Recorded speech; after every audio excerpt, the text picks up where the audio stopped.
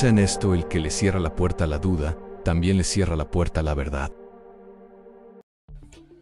Hoy les contaré sobre la cacería de los ovnis que se produjo en Golfo Nuevo, en la costa de Chubut. Nos remontaremos al 30 de enero de 1960. En esa fecha, hasta el 25 de febrero del mismo año, dos objetos submarinos no identificados en la costa atlántica movilizaron a toda la Marina, la Fuerza Aérea y el Ejército de la República Argentina. Ya en febrero de 1957 se había producido un episodio de alarmas entre la Armada Argentina porque habían detectado lo que parecía ser un submarino de origen desconocido en el Atlántico Sur, al cual trataron por 5 días en rastrear e identificar, pero sin éxito.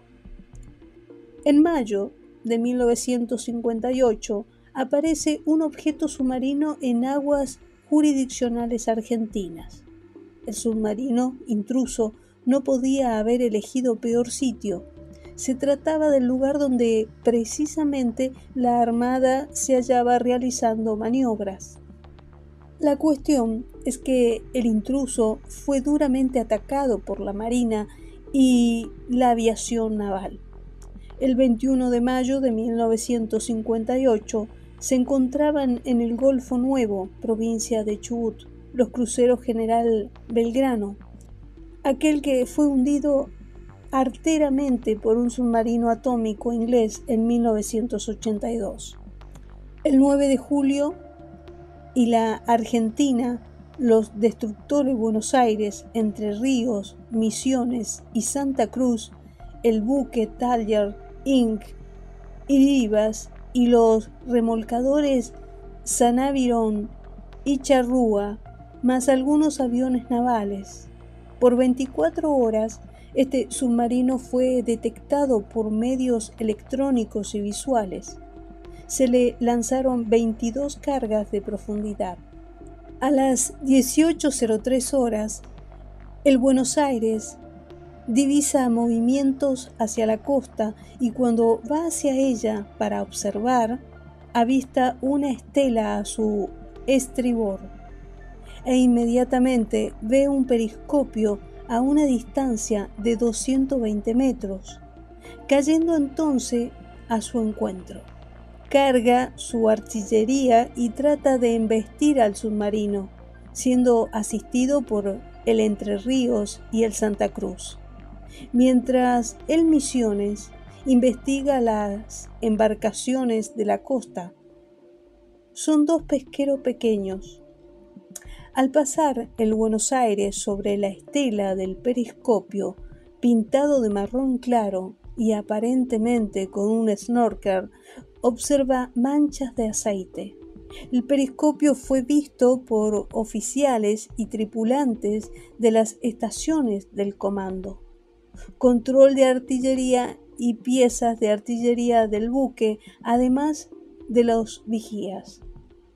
Un avión de patrulla Martin Mariner con 8 cargas de profundidad sobrevoló el Golfo en búsqueda, y el Misiones y el Santa Cruz, que mantienen contacto sonar con el submarino, dirige el ataque del avión Martin Mariner, largando 5 cargas de profundidad, y se pierde todo contacto. Se detectaron varias veces manchas de aceite en su ubicación. No obstante, haber estado enterrado en un golfo con una salida estrecha y ser perseguido por un grupo de destructores y aviones, este submarino logró aguantar toda la presión de sus perseguidores y escapar. Sin duda que su comandante oficial y tripulación tuvieron nervios de acero a toda prueba. Los informes preliminares daban cuenta incluso de que había sido severamente averiado, pero lo cierto es que no se hallaron restos que así lo acreditaran. Todo indica que se trataba de un ovni, un objeto submarino no identificado. Al día siguiente, 22 de mayo de 1958, casi un mes después de asumir el presidente Arturo Frondizi, un abogado y periodista argentino que ocupó el cargo de presidente entre 1958 y 1962, brindó una conferencia de prensa. Reconoció la presencia de un sumergible en la Patagonia, al noroeste del puerto Cracker, en el Golfo Nuevo, provincia de Chubut. Las fuerzas aéreas y la marina detectaron un incidente de un ataque, pero evidentemente el navío logró huir. Sus palabras dejaron asombrados a los periodistas ahí reunidos. Volverían a encontrarse lo mismo en octubre de 1959, esta vez en el Golfo de San Jorge, muy cerca del anterior, con los mismos resultados. El sumergible eludió prolijamente los esfuerzos conjuntos de la Marina y la aviación argentina, pero el extraño caso recién empezaba. Esto no era más que un precalentamiento, siendo que el asunto se pondría de veras en serio al año siguiente, cuando sucedería lo que la prensa llamó la Batalla del Golfo Nuevo. El 30 de enero de 1960, algunas unidades de la Armada Argentina que se hallaban en el Golfo Nuevo, en la península Valdés, distinguieron un submarino a los 9:10 de la mañana que, viéndose detectado, se sumergieron de inmediato. Es atacado por los patrulleros Ara Murature y Ara King. La acción se desarrolla hacia afuera del Golfo, dando la impresión de que trataba de arrastrar a sus atacantes a mar afuera. Esto llevó a sus perseguidores más allá de 12 millas de la costa. Al salir el submarino fuera del mar territorial, las autoridades navales ordenaron suspender la persecución y regresar al Golfo. Esa noche, de 30 de enero, reanudaba la navegación hacia Puerto Madryn. Obtienen un nuevo contacto con el interior del Golfo, haciendo sospechar que se trataría de otro submarino. Dado el alerta, el alto mando puso en juego absolutamente todo lo que tenía en la zona. Se suceden varios ataques con intervención de los aviones P-2B, el Neptune, enviado a apoyar a los patrulleros. Aparentemente, el blanco sufre una disminución de su capacidad de evasión, presumiblemente por algún daño anterior o durante su persecución. En ningún momento utilizó sus armas ni intentó identificarse. Perdido el contacto, la patrulla retornó a patrullar la boca del Golfo durante la noche, con el apoyo de un avión PBM Martin Mariner enviado en su apoyo. De inmediato se ordenó el ataque por parte de la aviación, que utilizó hidroaviones para bombardear a los intrusos.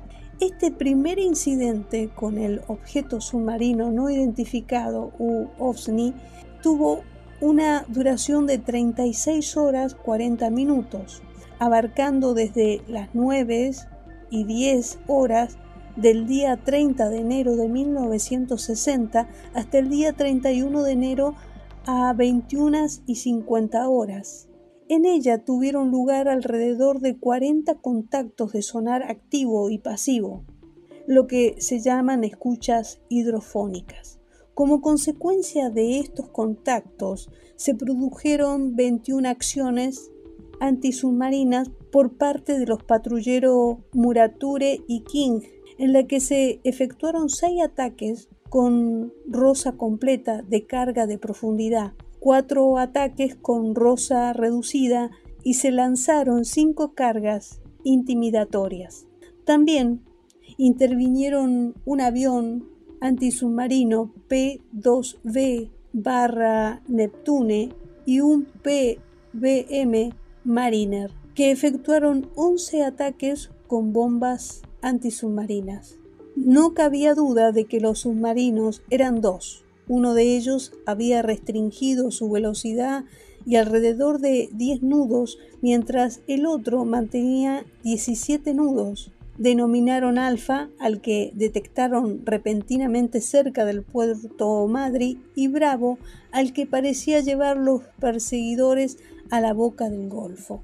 El 1 de febrero de 1960 vuelve a ser detectado el objeto submarino, desde las 6:52 horas hasta las 18:58 horas del 10 de febrero de 1960. En ella se produjeron alrededor de 50 contactos hidrofónicos, sonares y fundamentalmente 4 contactos visuales de submarinos en superficie, que provocaron 2 acciones con artillería. Se incorporan más aviones al combate. Los destructores Ara Santa Cruz, la fragata Ara Sarandí y la fragata Ara Azopardo, el destructor Ara San Luis y la fragata Ara Hércules y el destructor Ara Buenos Aires, el destructor Ara Entre Ríos y la corbeta Ara República. Tras días de sucesivos ataques, se constató que uno de los submarinos había escapado y el otro seguramente había sido averiado, pues se vio obligado a salir de la superficie en la noche, siendo avistado y atacado por la artillería de los buques. En vista de que uno de los misteriosos sumergibles había eludido el cerco, las armas argentinas trataron de evitar por todos los medios de que otro ganara también el océano. En una operación sin precedentes, los buques Cervantes, King y Muratore procedieron a mirar por completo las 16 kilómetros de anchos de la boca de salida del Golfo Nuevo. Boqueada la salida, se habían acabado las opciones del intruso. Junto con el minado, se habían dispuesto la movilización del ejército que delegó sus tropas terrestres a lo largo de la costa del Golfo Nuevo para imposibilitar un desembarco de la tripulación enemiga, fuese esta la que fuese.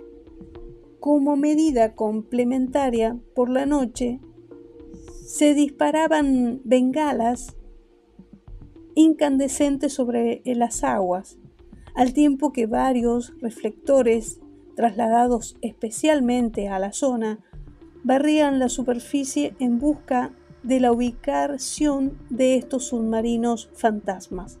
Mientras tanto, los periódicos especulaban sobre el origen, intenciones y posibilidad del intruso. Pronto comenzaron a publicarse esquemas que mostraban la profundidad del Golfo Nuevo, que era sumamente variable en su extensión. Sugirieron cómo se estaría ocultando el submarino para evitar esos ataques. Como los días pasaban y no surgían más indicios, el 11 de febrero fue dada la orden presidencial de ataque total. El significado práctico de ello fue la participación de 40 aviones, 13 buques de guerra en operativo que procuró por todos los medios la destrucción del submarino. Este ataque argentino hacia el submarino tuvo una duración de 9 días, abarcando desde las 07:58 del 11 de febrero hasta las 6 del 19 de febrero de 1960. En ella se produjeron alrededor de 35 contactos, casi siempre en las zonas habituales de la fase anterior y la costa sur del Golfo entre la punta este y punta Ambrosetti.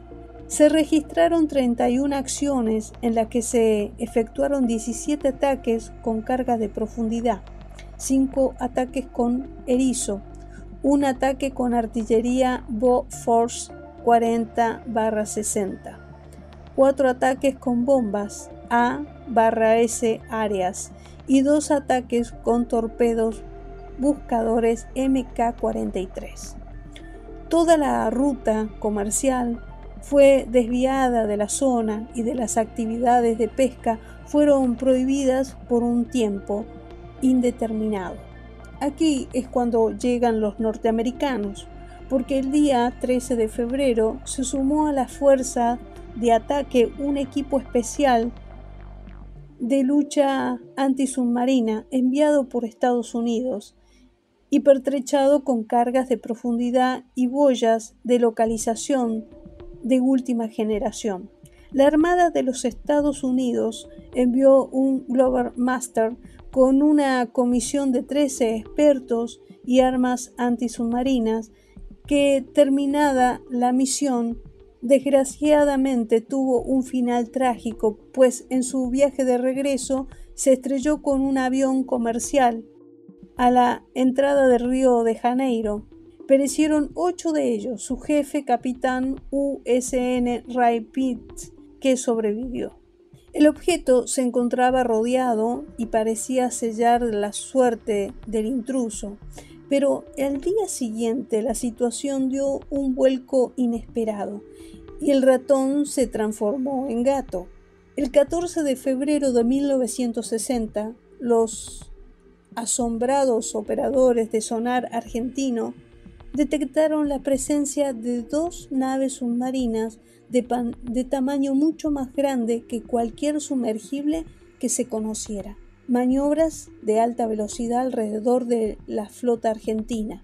Intentos aparentes de ayudar al intruso no identificado que se encontraba sumergido a 150 metros de profundidad que pudiera romper el cerco. La respuesta de la Armada Argentina fue sumar varias naves más a la operación, incluyendo al portaaviones Independencia. Entre los días 15 y 20 de febrero se produjeron varios incidentes entre los intrusos y la flota argentina, siempre con el mismo patrón: detección, localización, ataque y luego la desaparición. Pero el 21 de febrero, la Armada Argentina decidió sacar un as de la manga, un nuevo tipo de torpedo electrónico. A diferencia de los conocidos hasta entonces, este tipo de torpedo se consideraba extremadamente difícil de eludir. Disparado en forma convencional por submarinos o naves de superficie, al llegar a cierta distancia del blanco se activaba un sensor electrónico que guiaba desde allí el arma hasta su destino. El golpe de suerte pareció prestarse en la madrugada del 21 mismo del detectado submarino. Le dispararon un torpedo que se acercó peligrosamente a su blanco y falló. 2 torpedos más corrieron igual destino, seguidos de una serie que se lanzó desde un avión y, al ser guiado por el sonar, no dieron en el blanco. El día 22 de febrero, sin embargo, corrieron rumores de que un submarino había emergido brevemente en el Golfo, dejando una mancha de aceite tras de sí. De ser cierto, significaba que el intruso estaba averiado. En vista de ello, comenzaron a lanzarse cargas de profundidad cada 10 minutos para obligarlo a subir o destruirlo en su caso, al tiempo que se buscaba impedir que los buzos del submarino efectuaran reparaciones. Pero los días pasaron sin más novedades y el barrido de la zona por sonar ya no arrojó señal alguna. Todo esto sucedió a 1045 kilómetros de la ciudad de Buenos Aires. El 25 de febrero se dio por concluida la operación, que había sumado la mayor concentración de aeronaves argentinas hasta entonces. Se disuelve así la Fuerza Aérea. La tarea 23, al no producirse nuevos contactos con el intruso, entonces no se produjeron acciones antisubmarinas. Su característica fue un prolijo rastrillaje durante el día que aseguró al no presenciar ningún submarino en el lugar. Se emplean buzos tácticos, o sea, hombres rana, en la zona sospechosa de Punta Loma, centro de muchos contactos sin resultados positivos. Las explicaciones no lograron convencer a nadie. Esos días fueron tiempos nefastos para Álvaro Alzogaray. En el Ministerio de Economía y la inflación era galopante, pero el humor de los argentinos no decaía por ello, y lo demuestra una cita en diversos periódicos con una cuota humorística sobre la cacería del submarino. En una conferencia de prensa concedida por el jefe de la operación en Golfo Nuevo, un periodista tuvo una salida ingeniosa. Dijo que en el país todo sube menos el submarino. Todos se advirtieron a una carcajada general, menos los marinos, que estuvieron con la seriedad que los caracteriza. Si el chiste se hubiera dicho durante el proceso de 1976 y 1983, el periodista ya hubiera desaparecido a ser un secuestrado y luego un desaparecido en la Escuela de la Mecánica de Armada. En tren de intentar explicar este misterio mayúsculo, se formularon una serie de hipótesis que ninguna de las cuales era demasiado completa o apropiada.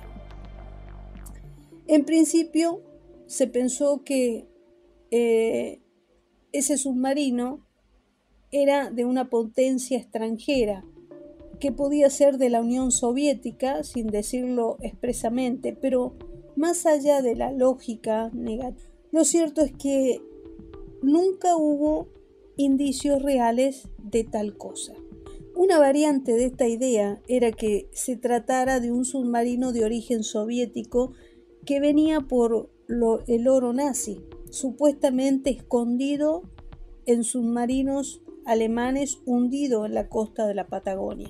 El agregado soviético en Buenos Aires, Konstantin Kovrin, rechazó inmediatamente la idea de que las naves fueran de su país, y el vicepresidente ministro Anastas Mikoyan, que estaba de visita en Cuba, realizó una confusa declaración: lo único que van a matar es un montón de peces, lo que se transformó en realidad cuando en las orillas opuestas al lugar en que se presumía estaba oculto el submarino, a unas 40 millas de Puerto Madryn, comenzó a aparecer una gran cantidad de peces muertos flotando en el mar y cierto número de cadáveres de pingüino, pero ningún resto de un posible avería de submarino. Tras las misteriosas y molestas palabras de Mikoyan y las siguientes declaraciones formales del gobierno de la Unión Soviética negando que ninguna nave rusa se encontraba en el Golfo Nuevo, la hipótesis soviética fue perdiendo fuerza hasta que casi desaparece por completo, especialmente cuando en el paso de los días que iban pasando se comprobó que la Unión Soviética no realizaba ningún intento ni siquiera diplomático o militar para ayudar a los submarinos fantasma.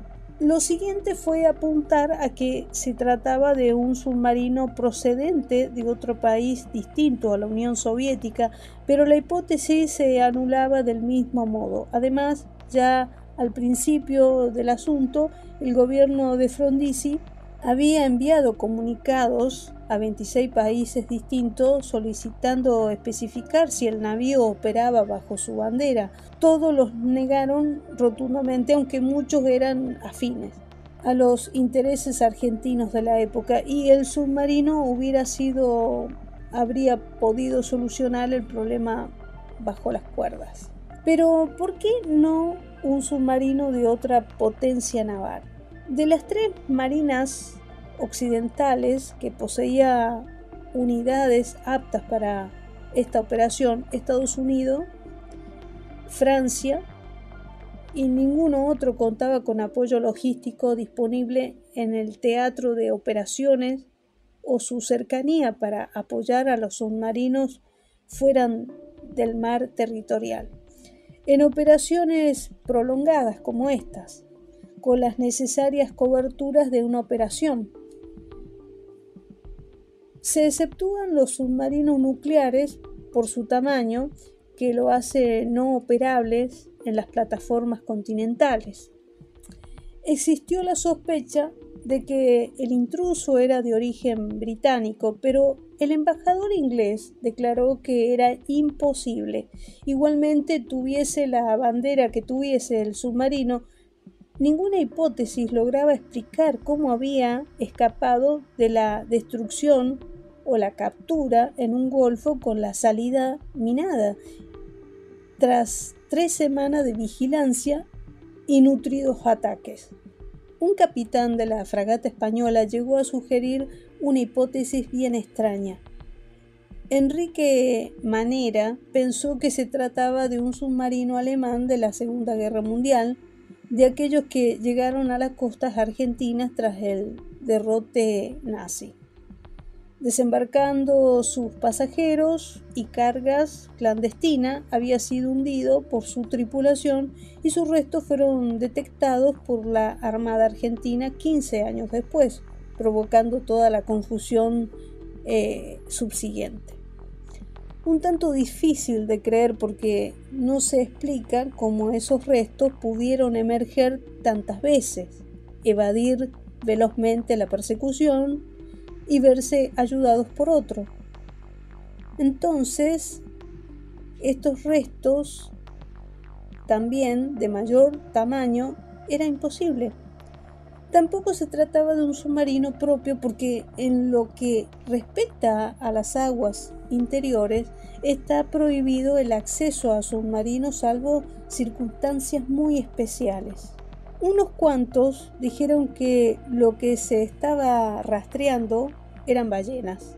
Estaba bien claro que en la zona no había arriban al Golfo a partir de junio-julio y tampoco se había registrado avistajes de haber existido esta existencia de estas ballenas. Su detección hubiera sido inevitable ante tantos aviones y buques. Finalmente, las características pesqueras del Golfo confirman que no es habitual que entren al Golfo cardúmenes que también pueden producir falsos contactos. Otros decían que no había ningún objeto bajo el agua, que solamente se trataba de una cortina para desviar la atención pública de otros temas más sensibles. Otra hipótesis era que se trataba de una operación montada por la Marina para justificar compras de armamento modernos a Estados Unidos. Para otros se trataba de un ovni, pero submarino, un OSNI. Esto explicaría que el objeto tendría una tecnología superior a prueba del ataque de los argentinos, una nave tan avanzada que era prácticamente indestructible. Esta teoría del OSNI no fue formulada en esta época, sino varios años después. La respuesta posible hace pensar en tecnología muy lejana a nuestras posibilidades de la época. El OSNI versus la OTAN. ¿Por qué? Porque años después hubo casos similares en el Golfo Nuevo, en varios países. En Noruega también pensaron inicialmente que se trataba de un submarino espía soviético. El objeto, que penetró a unos 150 kilómetros en los fiordos noruegos en 1972. Durante 3 semanas, la Marina noruega, con ayuda de buques y aviones de la OTAN, buscó al misterioso intruso que fue respectivamente localizado y perdido en el fiordo de Sogne. En la cacería intervinieron varios docenas de naves, además de helicópteros, y se emplearon sistemáticamente y masivamente cargas de profundidad, pero no hubo forma de que la extraña nave saliera a la superficie. El 23 de noviembre de 1972, un gran objeto oscuro fue visto desplazándose bajo la superficie en el fondo de Luster, un ramal del fiordo principal, mientras más o menos al mismo tiempo en el fiordo de Aurland, otro ramal, un barco de guerra seguía a un submarino con el sonar. Esa noche se vieron 6 cohetes rojos que eran disparados desde las profundidades del mar, mientras que muy cerca de allí, un pico inaccesible que dominaba el fiordo de Auland, se observan destellos rojos y verdes. El 24 de noviembre, las fuerzas combinadas realizaron un ataque concentrado con cargas de profundidad. El único resultado fue la aparición de una poderosa y desconocida fuerza de interferencia que interrumpió completamente las comunicaciones e inutilizó todos los aparatos de radar y de sonar.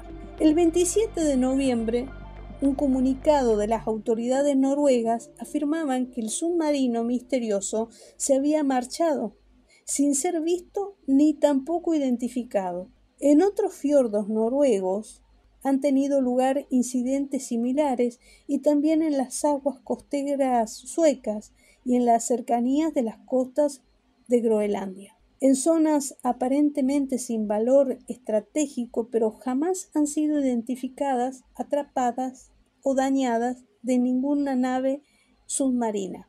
Ivan Sanderson, biólogo y fundador de la Sociedad para Investigación de lo Explicado, autor del libro Invisible Resident, en 1970, sugiere que debajo de los océanos podría vivir una raza mucho más antigua que la humana. El investigador de OVNI y de los extraños John Keel sugiere que alguien maneja una marina y una fuerza aérea clandestina en este planeta y supone que las bases submarinas están en lugares inaccesibles para los humanos. Hasta hoy el misterio continúa. Tal vez la verdad esté oculta entre viejos archivos oficiales o en la memoria de quienes estuvieron presentes en la cercanía de estos objetos submarinos no identificados. Espero que les haya gustado esta historia. Nos vemos.